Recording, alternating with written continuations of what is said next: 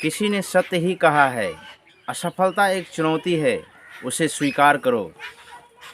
क्या कमी रह गई है, देखो और सुधार करो।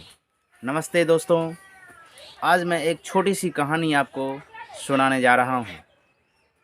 बहुत समय पहले की बात है। गंगा नदी के किनारे एक पीपल का पेड़ था। पहाड़ों से उतरती पूरे बेग की तरह नदी बह रही थी कि अचानक उसमें दो पत्ते आ गिरे। एक पत्ता आड़ा गिरा और एक सीधा।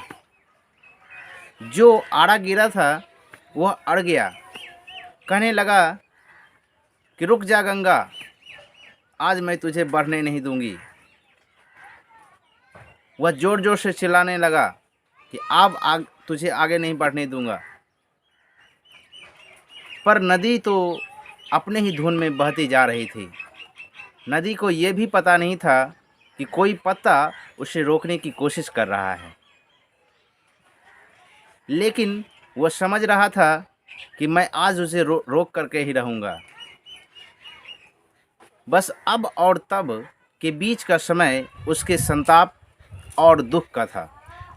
एक दूसरा पत्ता जो सीधा गिरा था, वह नदी के प्रवाह की तरह नदी के प्रवाह में बड़े मज़े की तरह बह रहा था। वह कह रहा था कि चल गंगा, आज मैं तुझे तेरे गंतव्य तक पहुंचा कर ही रहूँगा।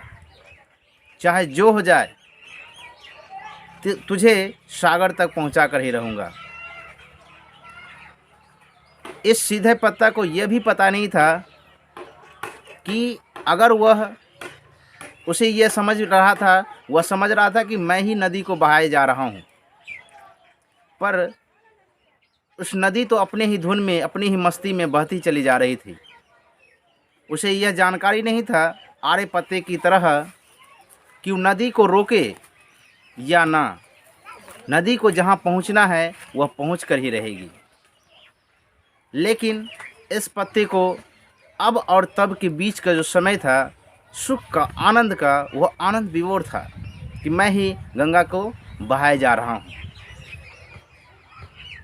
जो पत्ता नदी से लड़ रहा था, उसे रोकने की चेष्टा कर रहा था, उसे जीत का कोई उपाय संभव नहीं है। और जो नदी को बहाए जा रहा था, उसके हार का कोई उपाय संभव नहीं है।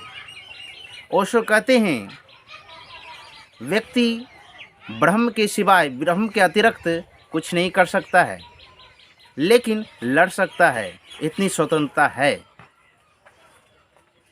लेकिन लड़कर अपने को चिंतित कर सकता है, इतनी स्वतंत्रता है, इतना फ्रीडम है। जो व्यक्ति अपने को सर्वशक्तिमान समझकर लड़ता है, उस आड़े पत्ते की जीवन की भांति दुख और संताप में होगा। या फिर अपने को ईश्वर को समर्पित कर सकते हैं, तब उस सीधे पत्ते के जीवन की तरह होंगे जो आनंद और विभोर होंगे, आनंद से विभोर होंगे। इस कहानी से यही सीख मिलती है कि हमें हमेशा नदी की तरह बहते रहना चाहिए। हमारी कहानी को आपने अंत तक सुना। आपके भीतर बैठे उस चैतन्य को मैं प्रणाम करना चाहता हूँ। मेरा प्रणाम स्वीकार करें।